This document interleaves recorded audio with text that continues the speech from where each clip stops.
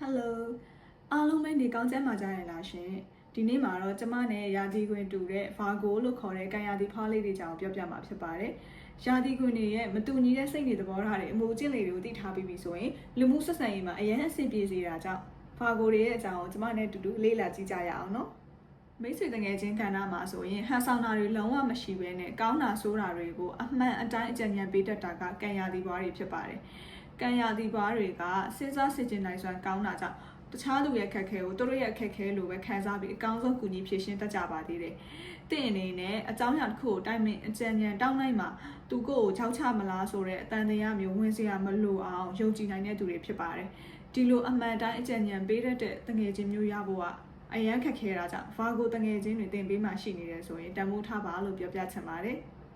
ခါတလေမှာခါတိပေမဲ့တင်တိဖို့လိုနေတဲ့အမှန်တရားတွေကိုအားမနာပဲပြောပြပေးမှဖြစ်လို့ခဏတစ်ဖြုတ်အစဉ်ပြေပြီးရောဆိုပြီးတော့မှပါစက်ဖျားမှာတွေ့ကြရမပြောတတ်ဖဲနဲ့ပေါ့နော်တေချာခယူးတဆိုင်အကြံဉာဏ်ပေးတတ်သူတွေဖြစ်ပါတယ်သူတို့တွေကတစ်ဖက်လူရဲ့လိုအပ်ချက်ကိုလည်းဖြည့်တွေ့ပေးတတ်တဲ့သဘောထားလေးကြီးတယ်တင်ကိုအောက်ကြနောက်ကြဖြစ်အောင်ဘယ်တော့မှလုံးမှာမဟုတ်ပါဘူးဒါကြောင့်မလို့ကံရာသီဖွားတွေကိုတငယ်ချင်းဖြစ်ခင်မင်းဖို့ရရဲဝဝရွေးချယ်နိုင်ပါတယ်လို့ကြော်ညာပေးပါရစေနော်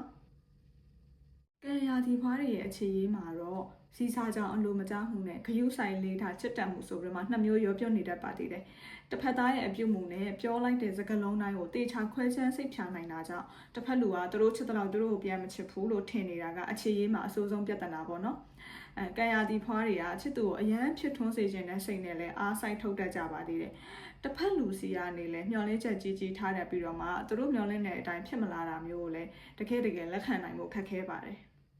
ကိုလုံးလိုက်တဲ့လောက်ရတစ်ခုကတစ်ဖက်သားပေါ်ဘလို့တက်ရောက်သွားလဲဆိုတာကိုထပ်တလဲလဲစဉ်းစားတတ်ကြပြီးတော့မှတယောက်ကကိုကြောင့်နာကျင်ဝမ်းနေသွားရမှာမျိုးမကြိုက်ကြတဲ့သူတွေဖြစ်ပါတယ်။ဒါကြောင့်လေတခြားရာသီခွင်တွေနဲ့မတူတဲ့တီးခံနိုင်စွမ်းရှိပြီးတော့မှအဲ့ဒီတီးခံတဲ့ limit ကျော်သွားတာနဲ့တပြိုင်နက်ဘာမှမတွေးပြီးတော့ပဲနဲ့လက်လွတ်တတ်ကြပါသေးတယ်။ Virgo တွေကချစ်သူအမြဲတမ်းနားလည်ပေးပြီးတော့မှနှစ်ဦးနှစ်ဖက်ညီမျှစွာတွေးခေါ်ပေးတတ်တဲ့သူတွေပါ။ချစ်သူကမပြောလဲဘာလို့ခြင်းလဲဘာဖြစ်နေတယ်ဆိုတဲ့ဟာမျိုးစမ်းစစ်သိနိုင်ပြီးတော့မှဖြည့်ဆည်းပေးနိုင်စွမ်းရှိတာကြောင့်ချစ်သူတွေရဲ့တန်ဆွဲခြင်းကိုလည်းခံရတတ်ပါတယ်အမှန်ကိုပဲအရန်ပြောတတ်တဲ့ကံရာသီဖွားတွေကလိန်ပြောပြီးလို့ရှိရင်အပြစ်ရှိတယ်လို့ခံစားရတဲ့အခါကျတော့တောင်းရုံနဲ့အောင်လည်းလိန်မပြောတတ်ကြဘူးပေါ့နော်ဒီလိုပဲအချစ်ရေးမှာလည်းသူတို့အစင်မပြေတော့ရင်ပုပ်ပွင့်လင်းလင်းပြောပြီးတော့မှပဲလမ်းခွဲကြတာမို့လို့တစ္ဆာဖောက်ပြီးအပြိုင်တွဲတာမျိုးလိန်ညာတာမျိုးမလုပ်ကြပါဘူးကံရာသီဖွားတွေကအဖက်ဖက်ကနေပြည့်စုံအောင်စူးစမ်းတတ်တဲ့သူဖြစ်တဲ့အခါကျတော့သူတို့ဘဝလက်သွဲပေါ်ရွေးချယ်တဲ့အခါမှာလည်းသူတို့လိုပဲပေါ့နော်ထောင်းစီပြီးစနစ်ကြတဲ့သူမျိုးကိုမျှော်လင့်တတ်ကြပါသေးတယ်ပြီးရင်သူတို့စိတ်ထဲမှာလိုချင်တဲ့စံနှုန်းတွေနဲ့ကိုက်ညီတဲ့သူဆိုတာလည်းရှာဖို့မလွယ်ပါဘူးတကယ်ချစ်လို့တွဲပြီးဆိုပေမဲ့လည်းအဲ့တွဲတဲ့သူတို့လည်းစိတ်တိုင်းမကြတတ်ကြပါဘူးပေါ့နော်အရန်ကြီးများတယ်ပေါ့နော်ဟောပြီးတော့ဒီ Virgo တွေကသူတို့တကယ်စိတ်ကျင်တဲ့အချိန်ကသူတို့တယောက်တည်းရှိနေတဲ့အချိန်တွေပဲဖြစ်လို့ပေါ့နော်များသောအားဖြင့် single ဖြစ်နေကြတဲ့သူတွေလည်းများပါတယ် Virgo တွေကချစ်မိပြီဆိုရင်လည်းအတင်းကျပ်တွဲကပ်ပြီးတော့မှပေါ့နော်လူတယောက်စိတ်ကျဉ်ကျပ်အောင်မလုပ်တတ်ကြပါဘူးသူတို့ကိုစိတ်ရှုံအောင်လုပ်တာမျိုးလည်းမကြိုက်ကြဘူးပေါ့နော်တစ်ဖက်လူကိုယုံကြည်မှုနဲ့နားလည်မှုအပြည့်ပေးပြီးတော့မှသူတို့အားတဲ့အချိန်တွေကိုချစ်သူအတွက်ပဲအမြဲပေးထားတတ်တာမျိုးပါကံရာသီဖွားတွေကသူတို့ထက်စိတ်တက်ကြန့်ခိုင်ပြီးရှင်းကျက်တဲ့ချစ်သူမျိုးပဲလိုချင်ကြတယ်အဲ့လိုလူမျိုးကပဲသူတို့လိုချင်တဲ့စိတ်လုံခြုံမှုတွေနှွေးထွေးမှုတွေပေးနိုင်တယ်လို့ယူဆကြပါတယ်အမြဲတမ်းကိုချစ်တဲ့သူကိုဦးစားပေးတတ်တဲ့ထိတ်ထားဆန်လေးတွေဖြစ်တာကြောင့်ချစ်သူဖြစ်ရေရှည်လက်တွဲဖို့ရွေးချယ်တင်ပါတယ်နော်Virgo အများစုကရွေးချယ်ခွင့်မရှိတဲ့စိတ်ဒဏ်ရာတွေကိုခံစားခဲ့ရတဲ့သူတွေများပါတယ်။ဥပမာငယ်ဘဝမှာမိသားစုပြဿနာတွေဖြစ်တာမျိုးပေါ့နော်။ဆိုတော့ဒီကံရာသီဖွားတွေကကြီးမားတဲ့နာကျင်မှုတွေကိုအမြဲတမ်းရင်ထဲမှာထားရတဲ့သူတွေဖြစ်တဲ့အခါကျတော့သူတို့ကိုအမှန်တကယ်နားလည်ပေးနိုင်တဲ့သူလိုအပ်ပါတယ်။ကံရာသီဖွားတွေကဘယ်ကိစ္စမဆိုပေါ့နော်စိတ်ထဲမှာအကြာကြီးသိမ်းထားလေးမရှိဘူးဒါပေမဲ့စိတ်လဲတိုလွယ်ကြတယ်ပေါ့နော်စိတ်တိုလာတဲ့ခါမျိုးမှာဆိုလို့ရှိရင်လဲသူတို့စိတ်ထဲမှာရှိတဲ့ဟာကိုလှုပ်ခနဲ့ပြောလိုက်တယ်ပေါ့နော်အဲ့ဒါက Virgo တွေရဲ့ healing လုပ်တဲ့ပုံစံတစ်မျိုးဖြစ်တယ်ဒါကြောင့်မလို့ခဏလေးနဲ့လဲစိတ်ပြေလွယ်တတ်ကြပါတယ်စစ်မှန်တဲ့ခံစားချက်ကိုအရှိတိုင်းဖော်ပြတတ်တဲ့ပုံစံတွေတစ်ဖက်သားကိုအလေးထားတတ်တဲ့ပုံစံတွေကသူတို့ရဲ့အဓိကဆွဲဆောင်မှုဖြစ်ပါတယ်အမြဲနားလည်ပေးတတ်ပြီးဖိမတတ်တဲ့သူတွေမို့လို့ဘေးရလူတွေမချစ်ဖဲမနေနိုင်လောက်အောင်ကိုဆွဲဆောင်မှုရှိကြပါတယ်ကံရာသီဖွားတွေရဲ့နောက်ဆွဲဆောင်မှုတစ်ခုကတော့သူတစ်ပါးပေါ်ကိုစာနာကူညီပေးတတ်တဲ့အတွင်းစိတ်သဘောထားလေးဖြစ်ပါတယ်အဲ့ဒီစိတ်သဘောထားလေးကပဲသူတို့ရဲ့ကိုယ်ရောင်ကိုယ်ဝါကိုတောက်ပစေတာဖြစ်တယ်နောက်ပြီးတော့ Virgo တွေရဲ့သူများနဲ့မတူတဲ့ပုံစံကတော့အရန်ခြေတာဖြစ်ပါတယ်အခြေဆုံးရာသီခွင်တွေရဲ့ထိတ်ဆုံးမှာလည်းရပ်တည်နေပါတယ် သူတို့တွေရဲ့အတွင်းစိတ်ကနူးညံ့နေမယ်ပေါ့နော်တခါတလေအတွေးပေါ်မူတည်ပြီးတော့မှအခုတစ်မျိုးတော့ကြတစ်မျိုးနီးလန်းနေပြောင်းပြီးလှုပ်တတ်တယ်ပေါ့နော်တခုခုအစင်မပြေဘူးဆိုလို့ရှိရင်လည်းချက်ချင်းဒေါသတန်းထွက်တာပေါ့နော်ပြီးရင်အမြဲတမ်းစိတ်ဆက်တေးသေးချာချာလှုပ်တယ်သူတို့လိုပဲစိတ်ဆက်တေးချာတဲ့သူတွေကိုပဲသဘောကျတတ်တယ်ပေါ့နော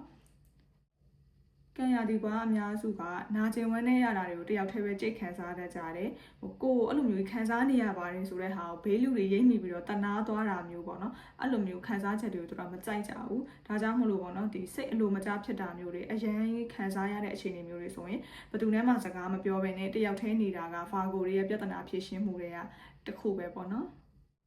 ်ဘာကိုတွေကအရာရာတိုင်းကိုစိတ်ဝင်စားကြတယ်သူတို့မဖြေရှင်းနိုင်တဲ့ပြဿနာဆိုတာမရှိလောက်အောင်ပေါ့နော်တကယ်လို့မှစနစ်တကျတွေးခေါ်တတ်ပြီးတော့မှ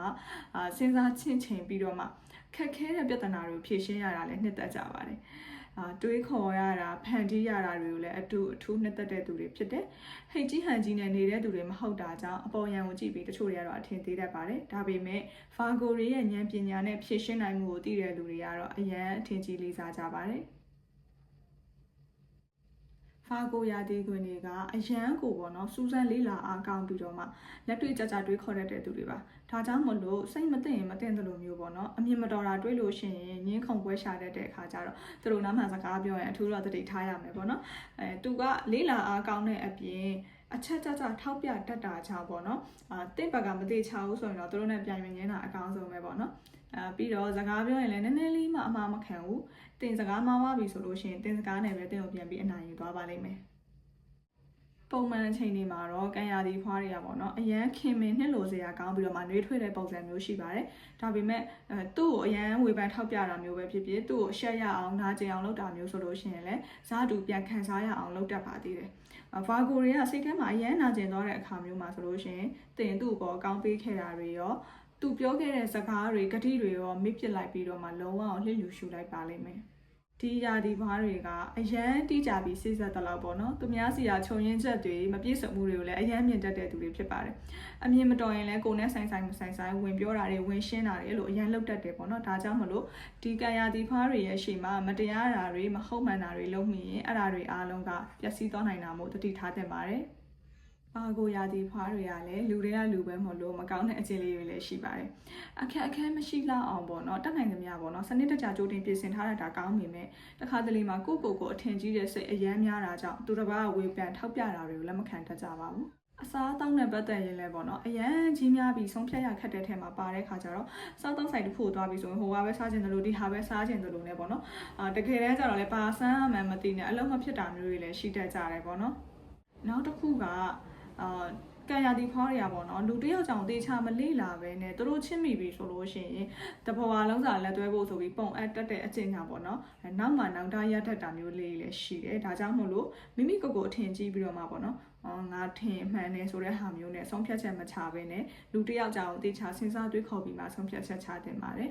်အသေးစိတ်ကိုရန်ဂယုဆိုင်လွန်ပြီးတိကျသေးချာလွန်တာကြောင့်ကိုယ့်ကိုတကယ်ချစ်တဲ့သူနဲ့တွေ့ရင်တော့မှပဲဒီဗာဂိုတွေရဲ့စီစားကြောင့်မှုကိုပေါ့နော်တိမခံနိုင်လို့လမ်းခွဲလိုက်တဲ့သူတွေများပါတယ်ပြီးတော့အဲ့ဒါကြောင့်ပဲဗာဂိုတွေကထပ်ချစ်ဖို့အတွက်လည်းအရန်ခက်ခဲသွားတတ်ကြတာပေါ့နော်ဗာဂိုတွေကပြီးတော့ဒီချစ်တယ်ဆိုတဲ့စကားလုံးမျိုးလည်းသူကလွယ်လွယ်မပြောတတ်တဲ့သူတွေဖြစ်တာကြောင့်တစ်ဖက်လူကပေါ့နော်သူတို့တကယ်မချစ်ဘူးလို့ထင်တဲ့ပြဿနာတွေနဲ့လည်းရင်ဆိုင်ရပါသေးတယ